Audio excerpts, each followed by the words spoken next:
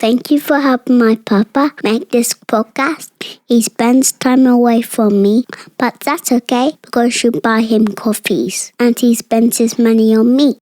Please make his birthday, his Christmas and podcast milestone very special.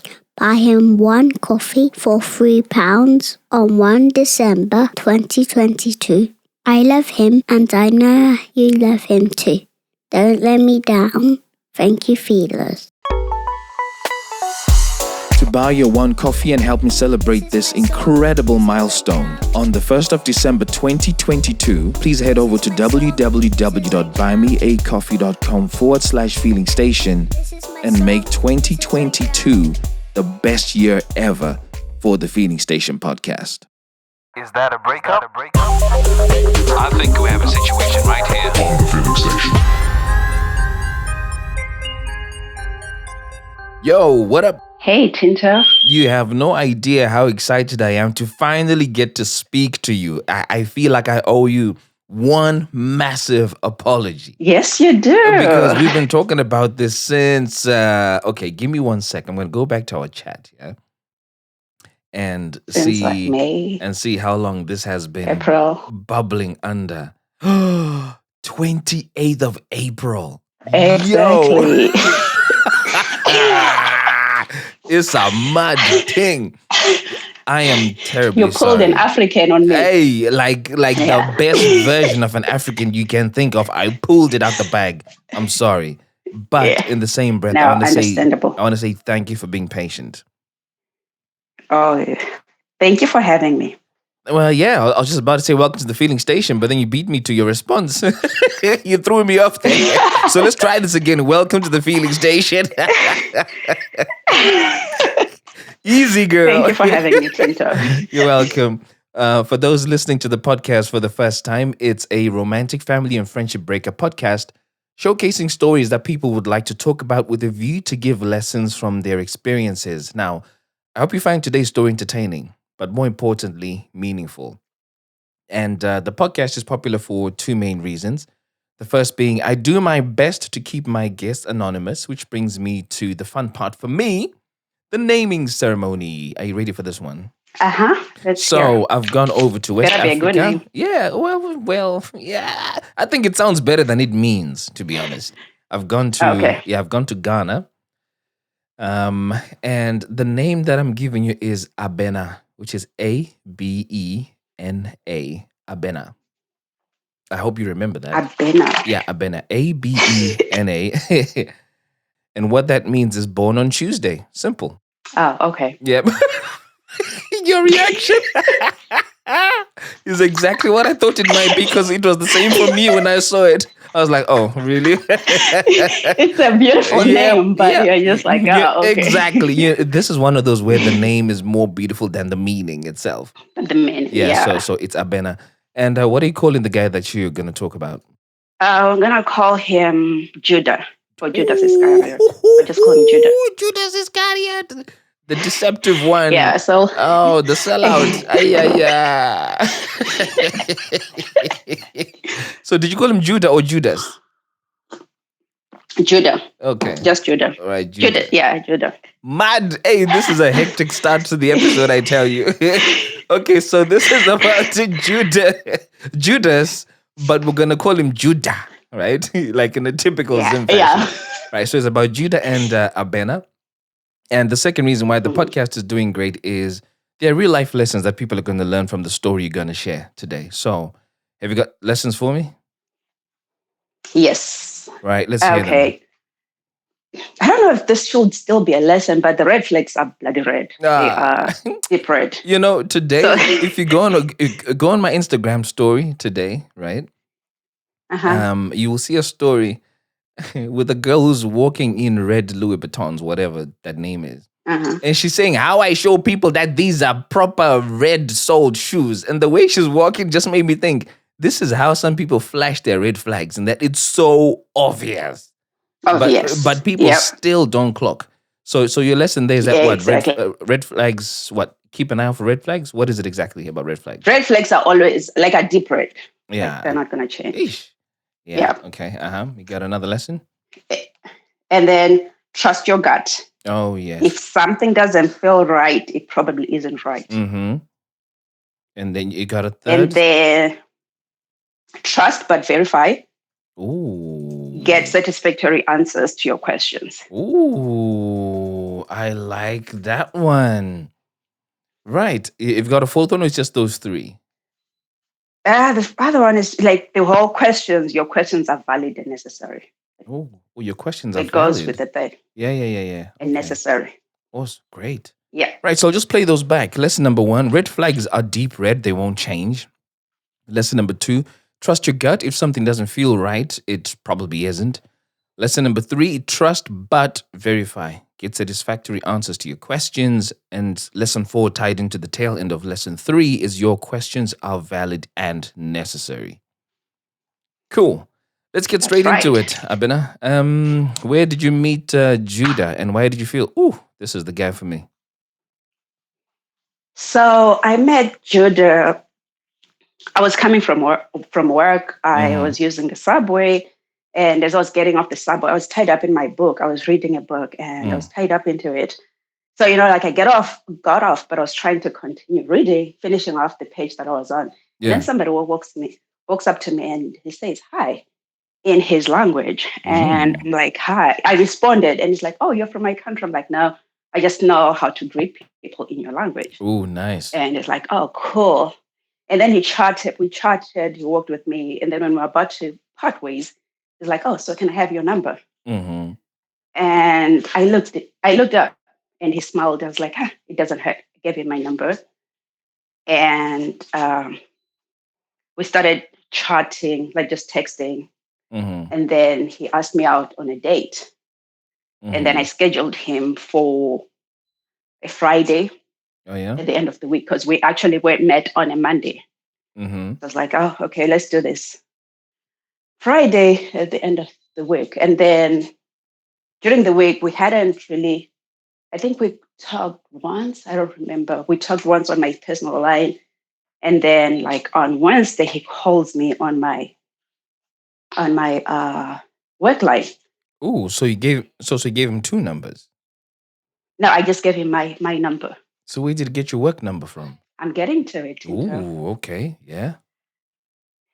So he called. So on Wednesday, actually, like I come back from lunch and there's a voicemail on my work line.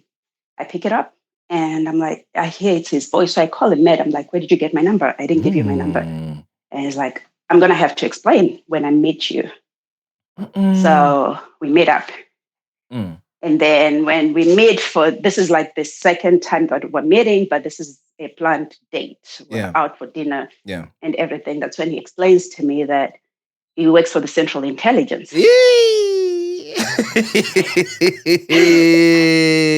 Yes, okay. So he shows me his work phone number where when he saved my number, his work phone number, it gave him all the details some details about me, where I worked and everything, which was weird. Freaked me out. No way. It freaked me out. Yeah. It had my job title, my work address and everything. He's like, yeah, this is my work number. I had to tell you now because I called your work phone by mistake. Yeah. But for you to have peace of mind, this is where we are. Yeah, I was shaken, but the dinner went by. In one way, at least you knew what you were dealing with from day one. And then in a second way, I feel he had a duty to disclose that to you from the onset anyway, because he knew he was an intelligence guy and there was the risk of dialing your work number by mistake, which I don't think is a mistake, actually. Which I don't think is a mistake. Like he had his personal number. Why didn't he? But anyways. Yeah. Okay. So, Mr. Guy, we start off the relationship. And if I may be honest, from when we started dating, something was off. I was like, I don't feel him like that. And I even brought it up to my sister. And then because also when I talk to him over the phone, I really don't get excited. But when I see him in person, we have a good time. And my sister's like, okay, that's what matters, because you're not, if you end up in a relationship with him, you're not just going to be talking. over the phone. You're gonna see him in person and have a good time. So Well, let's say so you met on a Monday, uh-huh, and then had a date on the Friday. He asked you uh-huh. to be his girlfriend at what point? That Well, when Friday we or met on that Friday, he was like, I know what I want. yeah. He's just like, from talking to you and just your aura and everything, I just feel like we're just meant to be. So he's You're my like, "Can you be person. my girlfriend?" And he's like, he's like, take your time, but just know that I'm ready. Just take your time. When you are ready, then we can make it official, but just know I'm ready. So when were you ready Which then? was uh, a few a few weeks of, well, things just started getting serious because, okay, so this guy was Mr. Chama, like Mr. Chama in all ways. Yes. Yeah, he was like the first few weeks really just calling to check on me, asking me, like the things that you want to hear, the things that you want, checking on my day, sending messages and everything. And then um, a few weeks down the line, then the gifts started coming, like anytime the cards. Mm. And maybe just like, oh, I grabbed coffee for you, I can drop it off. um, I bought, if I mentioned something that like I was telling him, then I had an older phone and my power would go off, and it's like, oh, I got your power bank so that you don't have to deal with Mm-mm. with the phone going off, stuff Mhm. like that. And then organize he'll suggest, okay, let's go for dinner. He was big at having meals. Mhm. So we ate a lot. So we were Mhm. having a good time. But I still don't know at what point you guys became an item. So you guys were pretty much a go with the flow couple, weren't you? yes, we went from my end, I was Mm. going with the flow. On his end, he was just like, well, every day he was reminding me that you don't understand Mm. how valuable you are. You don't understand how you are my person and everything. Like he was so in. So into where you are taken aback. I'm like, what is it that you see in me so quick, so fast Yeah. that I don't see it myself? Mm. But he's like, yeah, you don't see it because you don't get to appreciate it. And then he told me that he had dated some people and he can just see from, I don't know what vibes I was giving, but for some reason, He he was told me feeling that you. he Yeah. was in. He Mm. was feeling me. So I think maybe about the second month, I was like, Okay. okay, let's give it a try. Yeah. I was like, okay, let's give it a try. By this time, were you guys sleeping with each other yet? Uh, n- but we slept yeah, maybe around the 6th week. So yeah, it was like after we slept together, I was like, yeah, okay, we're gonna give it a try. So you're And sleeping with him as what? Because by this just the point, guy, 'cause eh? the guy that I like, the guy that I've been having dinners and going Okay. out with. Mm. Yeah, yeah. Okay. So that happens, but after we made it official, then that's when the red flags started popping. Ah, yeah, And immediately. yeah, immediately Okay. they were quick. As quickly as your details came up on his phone, the red flags came up in the relationship, huh? Like Yeah, pow. Mm. how they came up and they were all in my face. But Okay, let's hear what these were. so the first one, the first one was supposed to go on a date, and then I called brother, but we organized the date, and then the morning of, I called him and he didn't pick up. Mm-mm. I was like, okay, and then during the day, nothing, and we ended up just being mad, and there was no date, there was no call, nothing. And then later, maybe about 2 hours past the time that we're supposed to meet, he calls and it's like, "Hey, babe, I'm so sorry. I'll have to make it up to you. Can I come over and pick you up? Oh, what do you want to? Do you want to meet up?" I'm like, "No, I don't want to." And he's like, "Well, baby, you have to hear. You have to. I have to explain this. You have to understand how I operate." So Mm-mm. apparently, since he is a central intelligence officer, there are times where they are put in a room where outsiders don't have access to it. They cannot bring personal stuff because it's highly confidential information. So Mhm. when I was in that meeting, I was stuck in that meeting. It was a critical issue. So I could not step out. I would have thought this is something you'd have brought to your attention earlier on. Just in case communications were a bit floppy, you would understand that it's because I've been put in this situation, not on a day that you scheduled a date. Exactly. But we had so many of those, and you're like, hey, babe, I just need you to understand. If you don't understand, then nobody can understand. But this is what my life is like. It's very unstructured. Mm. And, you're mad, but then somebody explains something to you and you fall for it. And the next thing he's treating you and you're like, okay, maybe that's what it is. But I kept telling him that I can't. Mhm. I can't get used to this disappearing, because it wasn't like that was just one of the examples. The other time I was on a road trip. You'll think something that's fresh was like maybe 3 months into the relationship. Mm. And you think when the relationship is that fresh, if I say I'm going on a road trip, somebody will call and check on you Yeah. or even ask. But no, Mm-mm. nowhere. Mm-mm. The entire trip, I arrived at my destination, went to bed, nobody called, because I was like, well, if he's not going to call me, I'm not going to call him. I'm mad. I go to sleep. He calls in the morning. He's like, hey, babe, I just got stuck at work. I hope you traveled safe.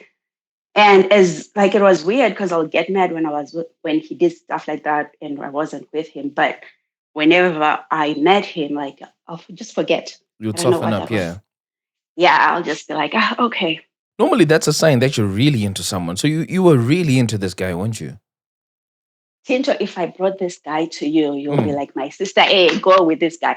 Yeah? This guy, yeah, he was those, the guys that are cleaned up, Mm. super cleaned up and gentle. Like he didn't raise his voice when he was talking. Mm.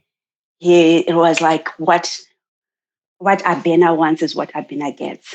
Nice. If you are with him. So if you are just like, I want to do this, that's like, he's like anything for you. Mm-mm. So as much as I was struggling with the other side, I was like, okay, I'm taken care of. Yeah. Maybe this is the 20/80, this is the 70/30. I don't know what it is, but Mm-mm. he has a good side to him. He was, if I was flying out, he was taking me to the airport. If he was picking me up in winter, he brings coffee, tea when he's coming to pick me up at the airport. He has something for me. If it's summer, he's bringing drinks. Like just if I'm working and I'm hungry, I just had to be like, hey, babe, I need something to eat. He's like, what do you want to eat? He'll drop it off. Nice. If it's raining and I'm in the office, because I'll catch the train, and if he happened to be to have gone home or whatever, he'll be like, oh, it's raining, I'll come pick you up so you don't have to drive in the rain. Nice. So I was smitten, Mm. but I was still struggling with the disappearings because they were consistent. It wasn't just like a one time thing. Mm-hmm. It was like Christmas. Mm-hmm. Mm-hmm. Our first Christmas, my family was like, oh, we're going to go to somebody's house and be together for Christmas dinner. And I was like, oh, okay, I won't be able to come during the day. I'll show up in the evening because I was making time for my boo. Mm-hmm. And I told him about the plans, and he's like, yeah, sure, we can hang out during the day so you can be with your family. I understand. Come Christmas, nothing. Hey. Nothing. Oh, like he doesn't call, he doesn't do anything, nothing. So yeah, I'm stuck at home. He calls the next day and he's like, hey, babe, they came to pick me up for work at 5 a.m. I wasn't even ready. Yeah. I wasn't even ready, but they came to pick me up. Mm. So I had to go. I didn't have time to tell you, Mm-hmm. to let you know that the plans had changed. So this was like the first Christmas. Of course, I was bummed, but Mm-hmm. we kept going. It was, and the other thing, at this point, up to this point, I hadn't seen his official ID, like nothing. Had you asked to see it? I had asked several times. Mm-hmm. And what did he say? He's like, I'll show it to you, babe. It's just I leave my stuff at work, but I'll show it to you. I'll show it to you. It was always. And then you know, the whole thing like ask but verify, get satisfactory answers. He'll like, I'll give it to you. So whenever I would go to his house, I'll look for clues to Mm. just confirm that it's him. Mm-hmm. And you know, like I'll check his mail. And then one time, two of his siblings visited, so I was able to just confirm his last name Mm. based on the siblings. Like, okay, I saw the siblings documentation. I'm like, okay, so at least the last name is real, so he's real. Mm-hmm. But I never got to see the official ID. So is he one of those people who, if you could Google, his name would come up and you would know what he does? Oh, so apparently, since he works for the Central Intelligence, Mm. he was not allowed to post anything. So I Googled him, like you Google somebody, like there was nothing. Nothing. And I asked him, he's like, oh, baby, you cannot post me for the sake of your safety. You cannot post me on any social media or on Right. WhatsApp or anything. Yeah, yeah. And nobody can post any information about me, for safety. So if they see anything out there with my name, they'll page it out. So you cannot find anything. Mm. Sounded Yeah. And then sounded credible, I guess, given the nature of his work. I was like, oh, okay. And then like when I Googled, nothing came up. Mm. So I was like, okay, it's hard, but we have to get used. And then he's like, oh, it's like, okay, I'm not even on social media, but you can look up my siblings. And we looked up his siblings. They for sure they were there, but he wasn't in any of the pictures because it's like they know. Even my siblings know not to post me because of my job. Yeah. So I mean, the relationship went on. There was, I think, after like 6 months, I was starting to feel like, I don't know if I'm into this, but I was also appreciating having somebody in my life. And I was like, I don't want to be single. I don't want to start over. But we are together. So you were settling, pretty much. I settled. Because settled in. you've already mentioned that whenever you are away from him and you text, you don't feel him as much as you do when you meet in person. And your sister was like, yeah, okay, that's all right. But already that kind of made you feel uncomfortable. Yeah. And then now we're at the 6-month point and you're saying to yourself, I'm not really sure, but at least I've got someone. Exactly. Why were you choosing to settle? I think it was the whole issue of starting all over. If you've been in the dating scene, like there's just a lot of crazy people out there. So I was like, okay, seems like he has a good job. One, he cares. And then two, he at least tries to understand me. But what I was failing to acknowledge was that even though he was showing his love for me, he wasn't showing the way I wanted to be loved. He was stuck in his way of loving, and which was gift giving. Chinto, I got lots of gifts. I'll get a gift almost every week or month. I'll get a gift, guaranteed every month. Nice. Almost every week. It might be something small, but it was something. Hey, I got this for you. Hey, I got this for you, and that was his way of showing me that he loved me. So how did you want to be loved?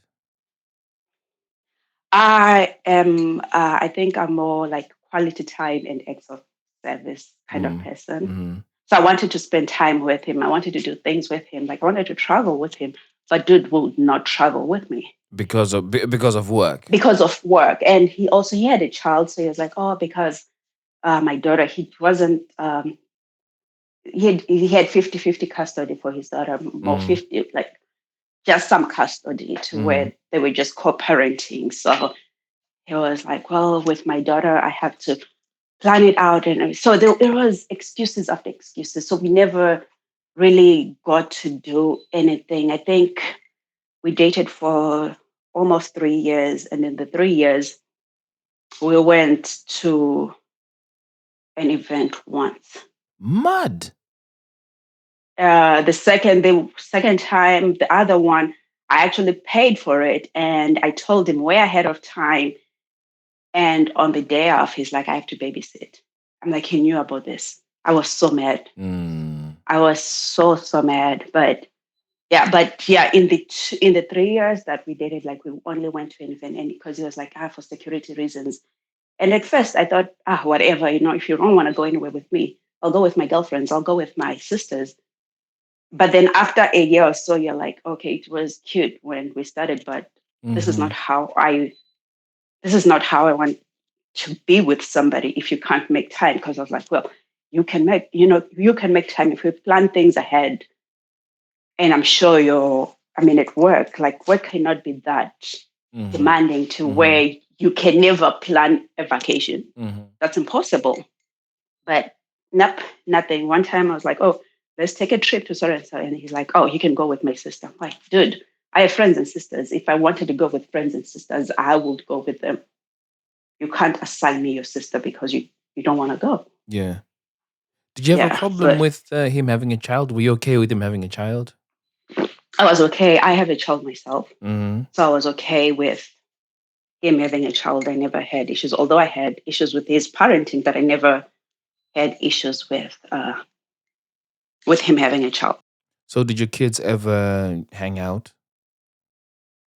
Not really. I try and keep my child out of my dating life. Yeah. Yeah. So he knew of him, but it was probably in the 3 years. He probably saw him maybe 10 times or so. Okay. So it was like one of the. And you saw his child how many times? Quite a lot. Because Okay. he was, yeah. He'll bring him around, and he was with him, and so. All right. I mean, along the lines, really, it was. Besides the fact that it was just the stories, stories that he kept telling, and when I wasn't feeling it, so this is what will happen. I think twice I tried to break up with him because I wasn't feeling, because it also I felt like there was something that he wasn't telling me. I couldn't point a finger. I couldn't say what it was. Your spirit was unsettled with him, pretty much. My spirit wasn't settled. The entire time I stayed, but my spirit wasn't settled. But I just stayed. I stayed to, even when I was asking him about, we've been dating like a 2-year mark. I'm like, it's been 2 years. Are we gonna get married? Like, what's your plan? It's like, babe, I already told you that you're gonna be my wife. We're gonna get married. It's just that your country has this tradition that I'm trying to learn, the whole Rora thing. So I'm learning it. And then he's like, can you send me links? Can you send me more information about it? And I'll send it to him. He's like, yeah, I'm reading on it. I'm working on it. But they say I need to bring a friend. Mind you, 2 years, I never met one of his friends. Like, never, not even one. And what was his excuse for that? Because of my job, I'm not allowed to have friends. What? So his excuse for that. So when we met, he had told me that he had just moved 6 months ago. He had just moved to the city from a different city, so he hadn't made any friends. Right. And now with his job demanding, he hasn't had time to go out there. And then he feels like with his child and me, he already has a full plate. And then he kept talking about this one friend that was living up north. And I'm like, okay, can I talk to him? He's like, yeah, I'll organize so you can talk to him. And you ask, and then he's like, yeah, I sent him a text message. He hasn't responded. Or he said he'll call us back. But nothing. Mud. Nothing. So these flags are deep red. Deep red. But I stayed. And then the second time that I tried to, so the first time that I tried to break up with him, it was like the whole thing that I was feeling empty. Like, this is not what I want. Like, if you're not going to hang out with me, if you're not, then there's nothing. It's just me and you, and that's not what I want. And so I tried to break up with him, and the guy was like more fire. He was like all pampering me. He's like, no, you can't do this. I've been, we're in a relationship, we're adults. And the other thing that I learned along the way was, well, in retrospect, he had gotten a good way of controlling me without really controlling me without stating the obvious. How did he manage that? Give me an example. An example, he was like, hey, I've been, me and you are adults. So Mm. since we're adults, we talk. We're adults and we're mature people and we love each other. So we don't raise our voices. We don't yell at each other if we're mad. Mm-hmm. We just talk it out. Okay. And he will constantly remind me that. So looking back, it was a way of making me not yell at him when he does things that upset me. Right. Yeah, because most of the things really it was like his story is not adding up. Like him like trying to get more information about him and not getting anything. And then his whereabouts that were always questionable because one time he left the city. Apparently, let me listen. Apparently he left the city Mm-hmm. and he didn't say anything. So I called him, and then he was like, "Well, I had to do a trip to a different state." And then in 2 days, he said I had to go out of the country, so I won't be available. I have to go out of the country, so I won't be available. So I'm like, how did you leave the house, not knowing, like going to a different state, thinking you'll come back, and now you just have to. He's like, yeah, we are always advised to keep our passports with us when we travel to a different state because you never know what's going to happen. So he was in a different country, he disappeared, and then disappeared for about a week or so, and then he came back. It's like, yeah, it was a tough assignment, very confidential. I cannot share anything with you. So, And then at that, so was one of the rules, if you're out of the country, don't communicate with people. it depends on the assignment. So if you're in this confidential assignment, nobody can know where you are. Hmm. And he didn't tell me where he was. It was like I was on an assignment out of the country and we cannot talk about it. And there I am. And at that time, I remember I had Googled it, tried to Google like how do people that are in relationships with the Central Intelligence people. And then there was something that came up online that said if you are married or if you're a documented other person or spouse or whoever the document, you can call the supervisor and they'll tell you if they have been sent out on a confidential trip. Right. Makes sense, right? Because you could be worried, Yeah. somebody could be missing. So so that would give you a bit of comfort. Yeah. So they're like they'll share a number with you and you can always call and check. And so I told him, I'm like, maybe at this time you need to get me documented. And it's like, well, if you have to get documented, then you have to go through clearance before you can get documented. I was like, oh, okay, it's not that serious. It's like, yeah, well, I guess it will be an easier process once we get married. But if you're still girlfriend, it's kind of, the process becomes complicated because they don't want people having various people documented. But once we get married. And now, isn't it funny, right, that you asking questions about marriage is telling you the whole story about how I need to learn your culture and blah, blah, blah before I marry you. Mm-hmm. And yet that marriage requirement, serious requirement, gives you access to him. Yeah. And gives you, as his wife, some comfort. So there's two things that could make you uncomfortable here. One, the fact that he is longing this whole marriage thing. Two, he's frequently absent. In fact, three, he is not doing the thing that would make himself accessible to you when he's not available. Exactly. So, excuse me, Judah, but what game are you really playing at here? That's the question I'll be asking myself. I think that was like one of the questions that I would ask myself. But then every time I met him, I don't know, maybe he had some juju on me or whatever, but every time I met him, he had a way of calming me down. I don't know how he managed, because what was it? Let's just talk about that for a sec, right? And be honest with me here. What was it about him that would mesmerize you so much? Because in your mind, I think by now you know this guy is not good for me. You know it in your gut. And I Yes. know you told me that you don't want to get back on the streets, Yeah. but the streets can't be so bad that you would rather take Judas Iscariot who's evasive because you have no peace. Yeah.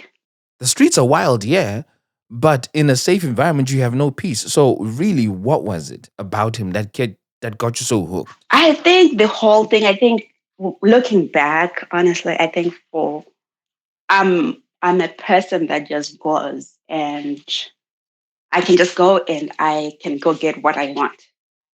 And I think I enjoyed now having somebody who, when they were available, can get stuff for me. Like I'm not just somebody who can be. But he wasn't very available, so you can't put Judas and available in the same line. He's not available.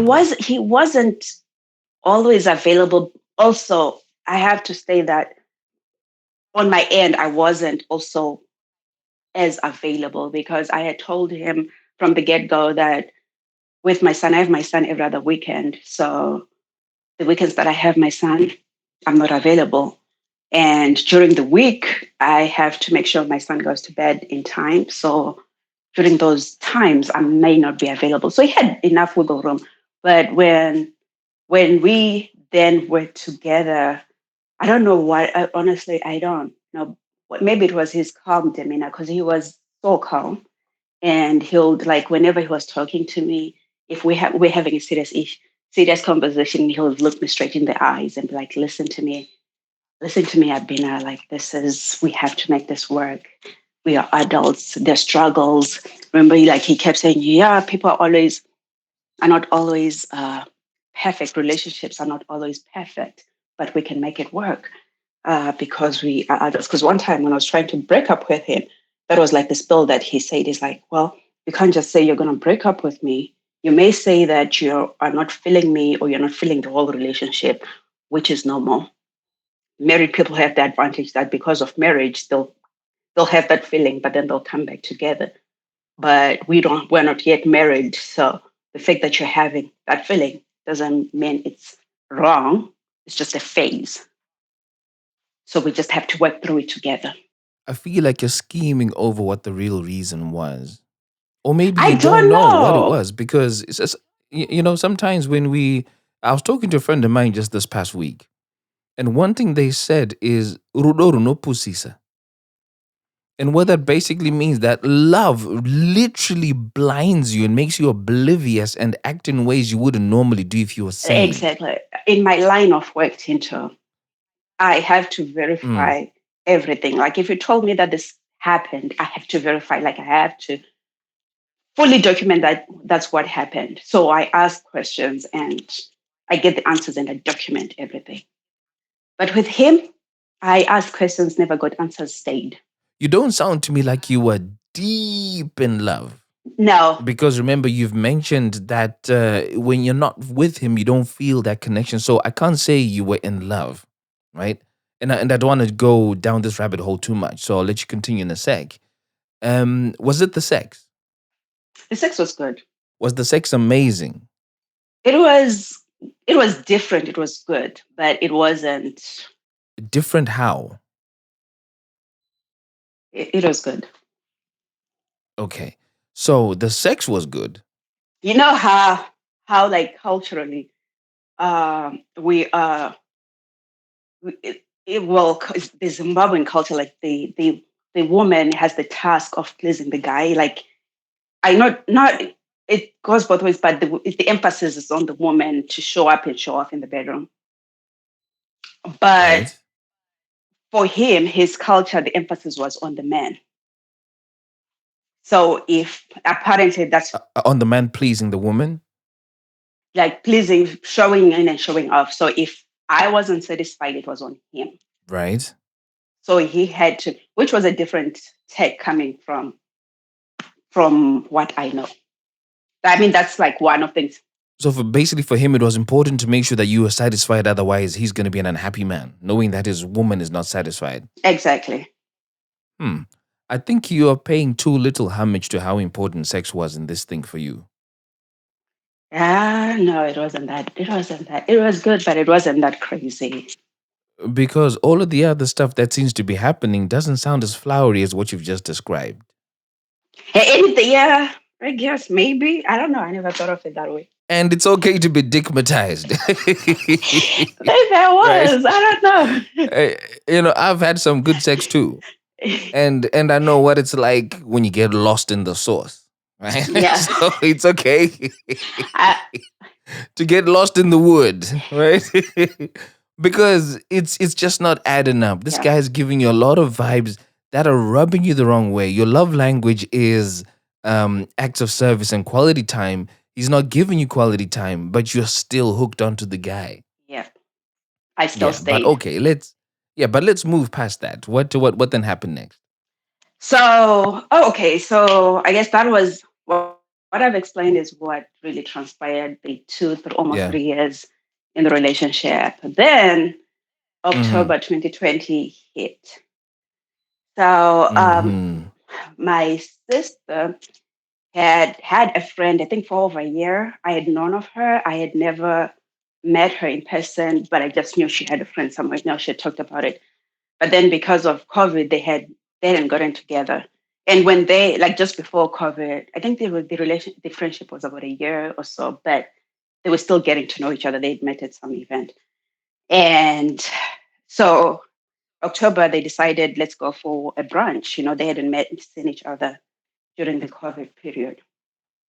And then Mm-hmm. when they were there, this girl, I guess when they started talking, this girl then talks about her ex,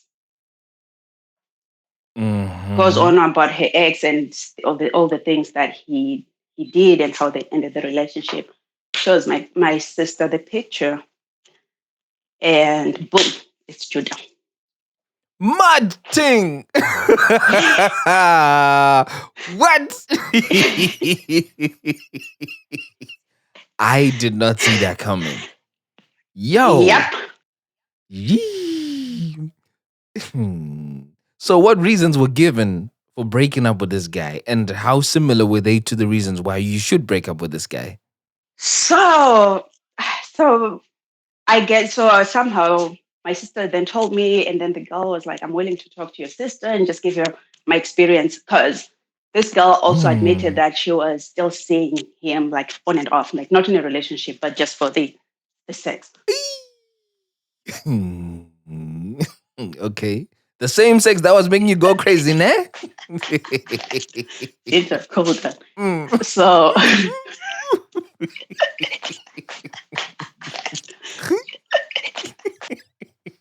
Yes, I'm listening. so I talked to this girl. She sends me the V11, everything. She's like, "Yeah, this is what happened." So they broke up because he was seeing somebody else. Hmm. And she's like, "Well, that girl that he was seeing, Mm. they already broke up, but I can link you to that girl." Please tell me you said no to that link up. I did. I didn't say no. I Why? Why?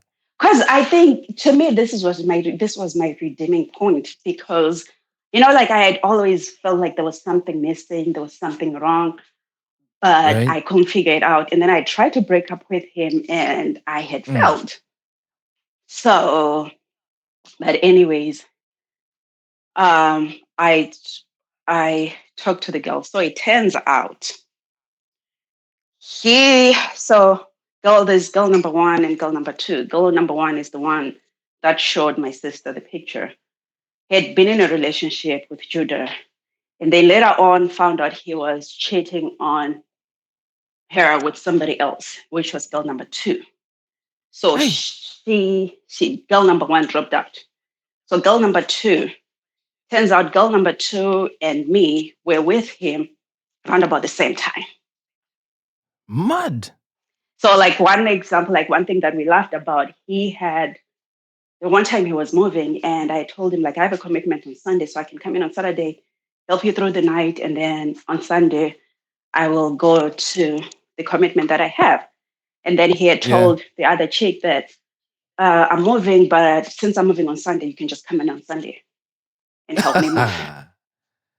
So Ah. yeah, and then he had also told the other chick. So because I had access to his place. I had his. He had put like the gate sticker, like to get into his complex. You needed those remote Yeah, stickers. yeah. The fobs. So Yeah, yeah. Mm. so he had one in my car, and then he gave me a key to his place. But that was like his other way up because he knew that I never just showed up. I had a key for over a year, but Yeah, yeah, yeah. never in that 1 year Show did I up. just Yeah. show up. Mm. I'll always call him, hey, are you home? I'm coming. I never showed So up. you had peace of So mind that you'd never surprise him. that I'll never surprise him. But this other chick was told that because of my work, I cannot have people sleeping over. Because So Mm. she said she had gone there, but she hardly ever slept over. Mm. Yeah. So turns out we were in this relationship with him. So that whole conversation then unveiled all the things that I had questions about. Mm-hmm. Okay, so like why? Then they told me. Then the chicks told me that his real name. This is his real name. The one that he told you that's not his real. So this chick was like, this is his real name, and the name that he had given you was not his real name? Yes. What? But I thought you checked with the siblings. Well, we'll check the last name with the siblings, and he checked out. It checked out, but it turns out it was his christening name, the one that he was using. His mail was coming in with his christening name, but I guess it wasn't official mail, just junk mail was coming in with his christening name because I had to ask the system, like, hey, I just learned that this name, Judas' name, is not actually his name. Yeah. And the sister was like, no, that's his name. It's just not not on his official documents because that's the name he was given during christening. Mm-hmm. So once this other chick told me the official name, I was able to Google him, and turns out he hadn't even lived out of state for. He had told me that he had just moved, Mm-hmm. but he had addresses, and one of the addresses was one where he moved from. So I knew, I'm like, this is it. Yeah. This is not it. I had then seen his ID, and he had told me that he doesn't drink. Mm-hmm. Every time we'd go out, he'll order Pepsi with light ice. Mm-hmm. I was even one ordering for him, hey, just get him Pepsi with light ice. And he'll be like, babe, you can drink all you want because I'm driving. Mm. When I'm with you, I get to drive, so just drink all you want. No, I don't drink. I don't know how you can even stomach liquor and all. With the other girl, he was a drunk bastard. Mad! Talk about living two lives. So I figured maybe the reason why he wouldn't want to drink was because he hadn't showed me his ID. It hadn't shown me his ID because he hadn't told me his real name. Because if you drink, sometimes even if you appear to be way over the required age, they'll still ID you. Oh. So maybe that was his right. plan that, well, I'll just stay out of drinking in case the ID. What a calculating fish. Yeah, it was that. What else was revealed? But yeah, that the whole thing that he hadn't just moved, he had moved, and apparently he had been married. He had told me that he had been married to his child's mom, and then they had broken up. But it turns out no, he had actually been married to somebody else, and they'd broken up, and then this girl that I could not. And he never told you this. He never told me. Mad. He never told me. So it was just a lot of lies. And because one time also at his house, I had found perfume, and I asked him, I'm like, hey, like, why do you have perfume? Why not this perfume? And he's just like, my sister was here. I told you my sister was here. It didn't sit right with me because I was like, well, your sister has been gone like 2-3 weeks. Why would it just be right here? Please tell me you asked that girl if that perfume was hers. It was the other girl's perfume. Ah, Chai, Judas.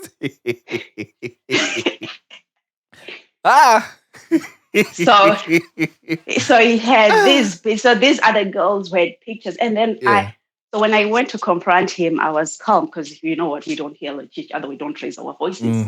So I just went and I'm like, hey, this is what I found out. This is what I found. It's like, they're lying. They're just jealous of my relationship with you.